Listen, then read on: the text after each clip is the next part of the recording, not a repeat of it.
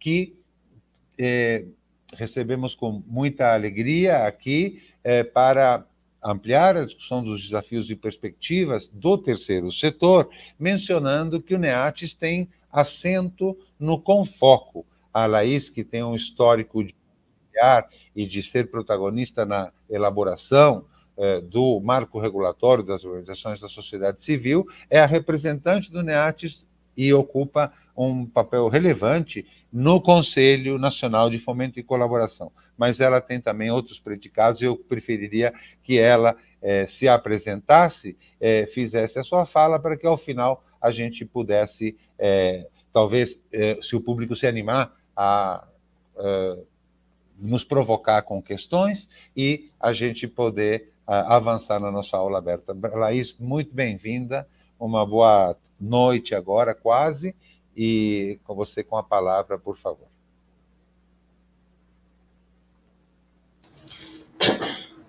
Obrigada, Pedro. Olá a todos, a todas. Eu estou com um pouquinho de rouquidão hoje, então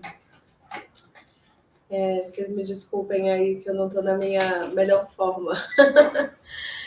Uma alegria estar aqui, né, nessa aula aberta, falando sobre o nosso curso, que já existe há tantos anos, né? Eu e a professora Paula Estorto, a gente é responsável por essa área do direito, né, dentro do NEATES. Então, a gente tem uma disciplina chamada Direito e Legislação Aplicada ao Terceiro Setor. Em alguma medida, ela tem conexões e intersecções, né, por óbvio, nesse mosaico aí da ideia da gestão das organizações da sociedade civil, dos projetos sociais, mas a gente busca trazer esse olhar mais específico do direito, da legislação,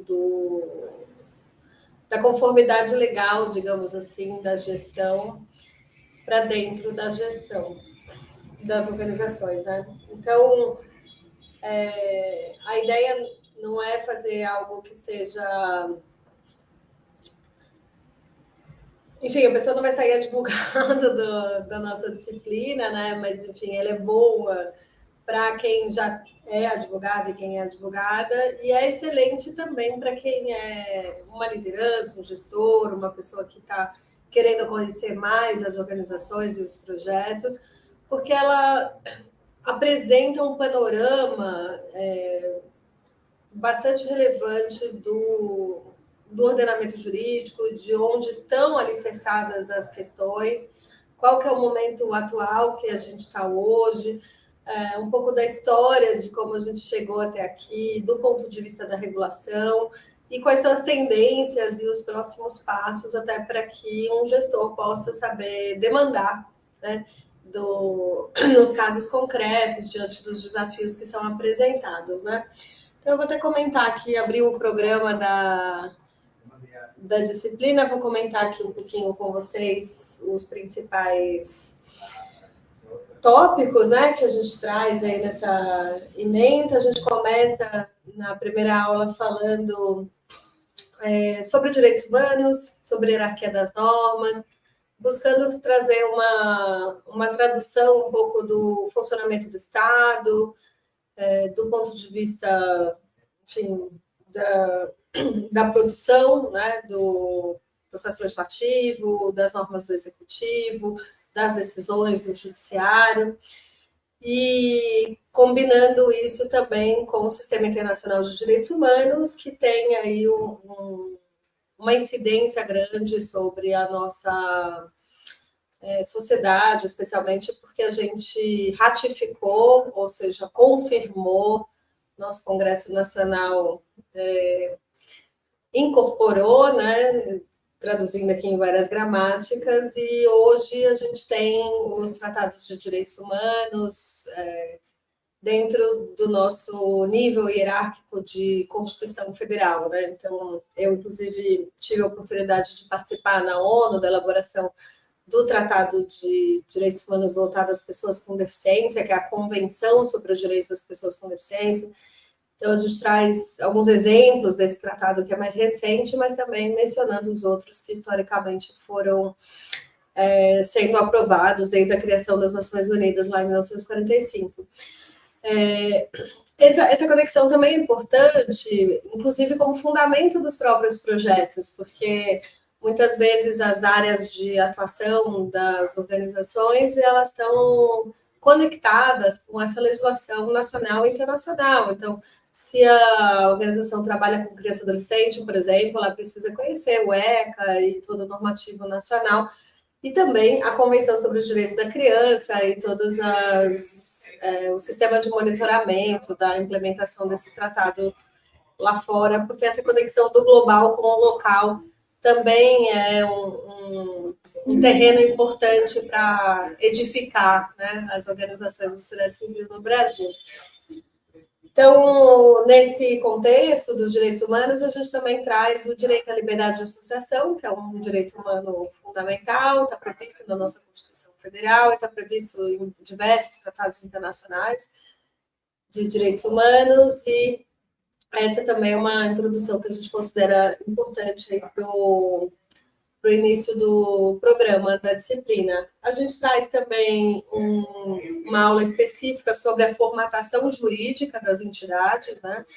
E aí abordando também a governança das organizações, a gente está falando das características das associações, das fundações, das organizações religiosas e das cooperativas.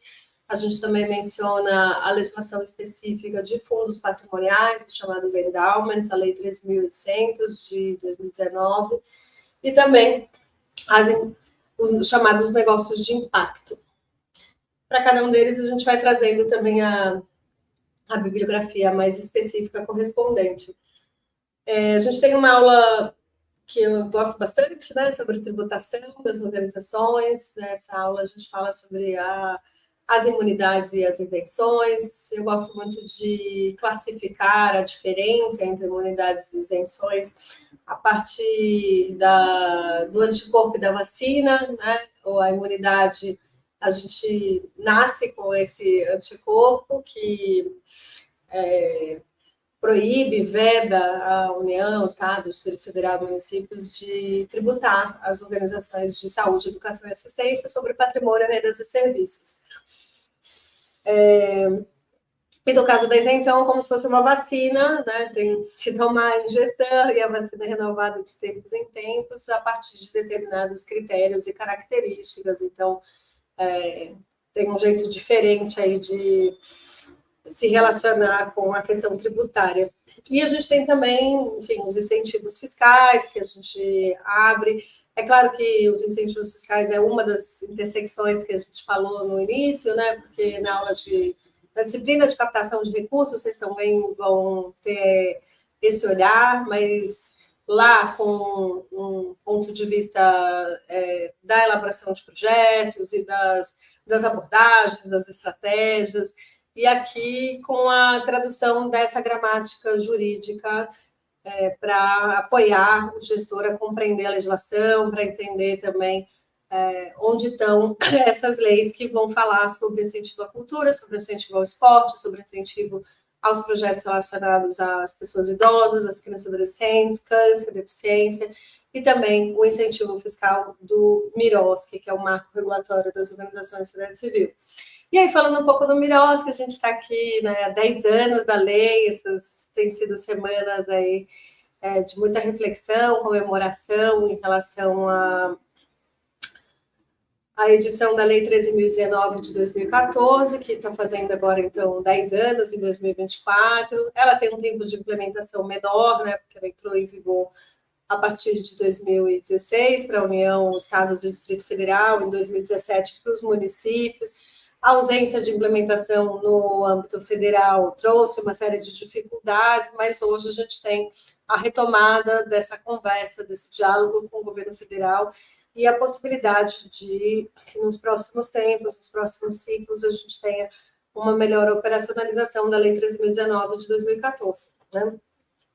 Hoje tem o CONFOCO, que é o Conselho de Fomento e Colaboração, que foi previsto no artigo 15 da Lei 13.019, e que finalmente foi instalado no âmbito do governo federal. Ele está sediado na Secretaria-Geral da Presidência da República e ele tem uma participação paritária entre governo e sociedade civil. Foi aberto um edital para a composição das cadeiras, dos assentos das organizações da sociedade civil, organizações, redes, movimentos, e o NEAT se candidatou, então a gente está lá, e eu estou nesse momento como vice-presidente do conselho, honrosamente representando o NEATS. A gente teve na semana passada um seminário internacional, o terceiro seminário internacional do Miroski, trazendo aí uma série de temas para fazer um balanço da agenda, fazer o pacto para os próximos anos e também fazer emergir os temas mais candentes e as discussões que precisam ser aí cuidadas pelo Conselho. O Conselho justamente tem essa lógica de ser um espaço institucional de concertação da política pública, de fomento e colaboração, de se debruçar sobre as regras e os princípios que regem essa relação e buscar orientar as melhores práticas, produzir manuais e, enfim, informações em geral, né? Então, a gente tem ali uma grande oportunidade que pode, inclusive, ser replicada nos estados e municípios. E na aula que a gente faz especificamente sobre Miroski, especialmente porque eu estive à frente dessa agenda na Secretaria-Geral durante os anos de 2011, 2016, e agora também nessa posição, com foco, a gente não só abre os conteúdos da legislação, mas traz muita história viva de quem, de fato, acompanhou também muito de perto e fez parte aí de muitas das articulações. Eu brinco com os alunos que eles podem aproveitar para perguntar todos os bastidores que eles sempre tiveram curiosidade, não tinham para quem perguntar, então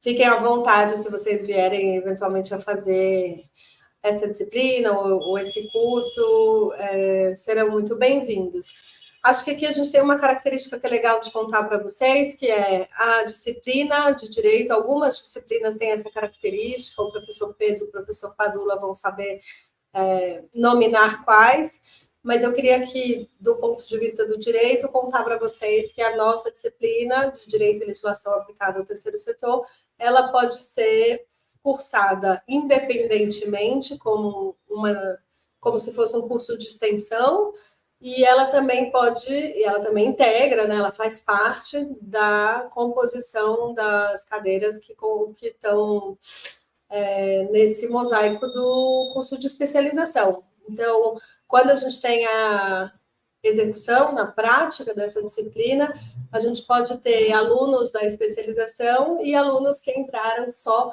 para fazer essa extensão, o que acaba sendo uma riqueza, né? Porque a gente também tem outros olhares nessa sala de aula, e tem sido assim nas últimas edições, e eu gosto bastante. Então, quem quiser fazer só o curso de extensão, a disciplina como curso de extensão, seja bem-vindo, e quem tiver o interesse de fazer o curso como um todo, melhor ainda, porque vocês vão ter acesso aí a mais conteúdos. Então, nessa aula de Miroski, a gente abre um pouco sobre as etapas de planejamento, de seleção e celebração, execução, monitoramento e avaliação e prestação de contas. A gente tem uma outra aula também sobre certificações e outras formas de contratualização, onde a gente comenta bastante também a revogação da utilidade pública, o SEBAS, que é o Certificado de Entidade Beneficente de Assistência Social, o título de OCIP, que é otorgado pelo Ministério da Justiça, qual o significado dele hoje, né?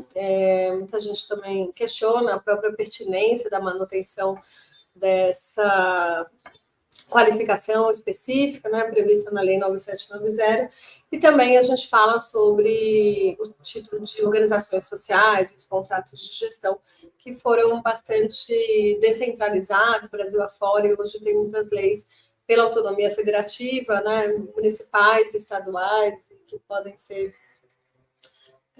de interesse, e é importante localizar, porque cada uma das organizações vai poder se entender no que elas já fazem ou no que elas visualizam como oportunidade, né? Então, é importante que o gestor possa ter esse ponto de vista. Uma sexta aula a gente fala do direito do trabalho, então é sobre contratação de pessoas, e aí entra todas as questões sobre o vínculo empregatício. A gente não tem uma diferença na CLT entre uma pessoa jurídica com e sem fins lucrativos enquanto empregadora, né? A CLT equipara as organizações de sociedade civil, as instituições em geral, as empresas desse ponto de vista, mas a gente tem algumas características da relação específica que só acontece no terceiro setor e não acontece nas empresas, como é o trabalho voluntário, né, a questão da remuneração de dirigentes, que é diferente no caso das empresas, e é uma legislação, enfim, que tem várias características, né, a depender do perfil da organização, da titulação. Hoje é autorizado, não há nenhuma lei que proíba a remuneração de dirigentes, mas ela vai ter, a depender das características, limites e condições distintos, e a gente aborda isso também nessa aula.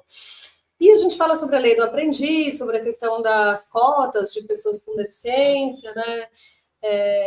Até porque, da mesma forma em que há essa equiparação da CLT para o empregador, pessoa jurídica com e sem fins lucrativos, a gente também vai ter, para uma organização que tenha mais de 100 funcionários, a necessidade de também observar as questões referentes à contratação de pessoas com deficiência. Além de aborda a diferença entre prestação de serviços e a questão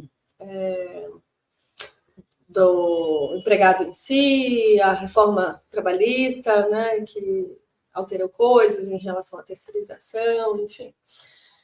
A gente também tem uma aula específica sobre a Lei Geral de Proteção de Dados, que é uma camada regulatória nova, né, que já está em vigor no país aí. Ela é de 2018, entrou em vigor em 2020, e a gente tem, enfim, uma experiência já que se consolida no ciclo de implementação de projetos de adequação, pensando do ponto de vista, desde que a gente está falando de um direito humano fundamental, a gente teve uma alteração na Constituição recente para acolher, recepcionar esse direito, e a gente tem também, enfim, todas as obrigações legais do processo de implementação, que vai passar pelo mapeamento, pela análise de gaps, as políticas, enfim, quais são as bases legais para cada tipo de tratamento de dados, e o encarregado de dados, o DPO. Acho que as organizações têm uma lógica muito colegiada, então faz muito sentido que haja um comitê de dados. Agora, acabou em julho, a gente teve a nova resolução número 18 de 2024 da NPD, que pormenoriza, né, uma resolução específica sobre a atuação do encarregado de dados, e esse encarregado é o mesmo que a gente chama de DPO, Data Protection Officer. E para o caso das organizações, justamente a resolução orienta que a gente nomeie substitutos, né, no caso da ausência do encarregado. Então, a gente tem trabalhado muito essa ideia, por exemplo, de que se a gente tem 3 pessoas num comitê, a gente tem ali a nomeação de um encarregado e 2 substitutos em ordem, o primeiro substituto, o segundo substituto, porque sempre pode acontecer algum tipo de ausência temporária ou permanente, e a gente precisar que isso já esteja resolvido, publicizado, é um ato formal que precisa ser colocado no site, só para dar um exemplo aí bastante recente, entre outras questões que estão colocadas aí na implementação da LGPD na prática para as organizações da sociedade civil. A gente também tem uma aula sobre compliance, e aí do ponto de vista da estruturação dos programas e das políticas, com, enfim, explicações sobre a lei anticorrupção, sobre a lei de acesso à informação, sobre toda essa responsabilidade objetiva que a lei anticorrupção traz, e também o quanto que implementação de um programa efetivo, inclusive trazendo do ponto de vista da avaliação da própria CGU, da Controladoria Geral da União, os critérios para avaliação de um bom programa de integridade nos processos administrativos em si, porque isso é o que dá, ao final, a característica de apenar, de abrandar a sanção, de demonstrar que houve a construção de um programa, que ele é eficaz e que qualquer coisa que tenha acontecido de ilícito fugiu ao controle, mas não por culpa, não foi a organização que deu causa, né? Mas a legislação coloca essa responsabilidade bastante objetiva da pessoa jurídica, então o programa de compliance ele acaba trazendo uma característica preventiva, uma característica saneadora e também que ajuda na defesa de eventual caso concreto, né? Então, é bastante importante, a gente discute também as diferentes formas, né, de estruturação de canais de denúncia e as discussões que a gente faz também sobre, enfim, tentar construir uma cultura de maior acolhimento. Então, tem organizações que chamam de canal de acolhimento, canal de escuta, e como que essa conversa se dá do ponto de vista da construção de uma cultura de integridade, de uma cultura de diversidade, e que também sirva de apoio a esse processo de denúncia, mas que sirva também a criação de uma ambiência boa de trabalho dentro das organizações. Então, um pouco por aí o nosso programa, acho que vocês vão gostar, a gente gosta, a gente chama às vezes professoras e professores também para dividir a bancada ou ministrar algum desses conteúdos que eu comentei, mas no geral sou eu, Laís de Figueiredo Lopes, e a professora Paula Estorto, que coordenamos aí essa disciplina já há muitos anos, e a gente faz isso com muito carinho, e fica o convite para que vocês venham conhecer mais. Eu, nesse momento, estou também como presidente da Comissão de Direito do Terceiro Setor da OAB de São Paulo, então lá também a gente tem as nossas atividades. Quem for advogada que estiver nos assistindo, ou bacharel, estudante de Direito e quiser fazer parte da comissão, é só entrar no site da OAB de São Paulo e lá vai ter o link dentro da página da Comissão de Direito do Terceiro Setor da OAB de São Paulo, vai ter o link para você se inscrever. Aproveito agora nessa fala final para dizer que vocês podem nos seguir. Comecei falando agora, né, desse lugar para entrar no edital. Então, vocês podem seguir as redes sociais do Terceiro Setor da OAB de São Paulo, mas principalmente aqui as redes sociais do NEATS também, da PUC de São Paulo, e as redes dos próprios professores. A minha rede aberta também está à disposição aí para quem quiser acompanhar, Laís de F. Lopes. Era isso, gente. Eu fico à disposição aqui. Acho que chamo de volta o nosso coordenador, o professor Pedro. Quiser fazer alguma outra provocação, complementação, eu estou às ordens.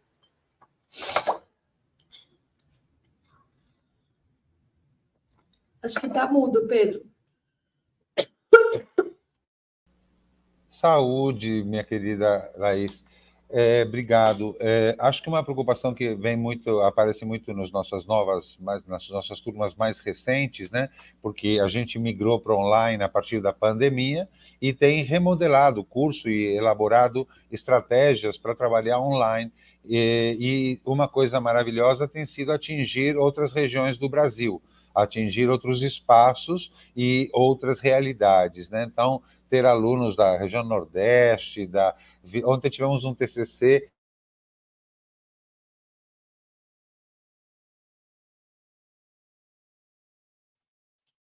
Acho que o professor Pedro travou, mas eu vou aproveitar essa provocação dele para contar que eu cresci em São Luís do Maranhão, então para mim é uma alegria enorme ver gente realmente, Pedro, de tudo quanto é lugar do Brasil fazendo essa especialização, podendo participar dos nossos cursos, né? Então,